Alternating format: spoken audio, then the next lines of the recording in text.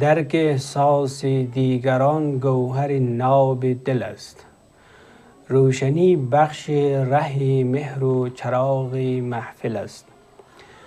آن که غمهای نهان را ز نگاهت خواند، در میان همه مردم گل خوش حاصل است.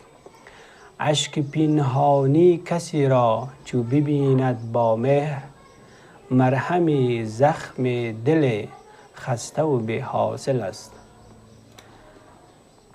دل اگر با غم یاران بتپد از سر عشق، این نشان شرف و جوهر پاکی دل است.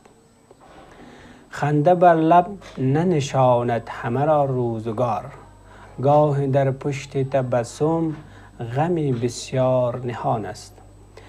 درک احساس دیگر هنری هر کس نبود، این فضیلت ز دل پاک و ز ایمان عیان است.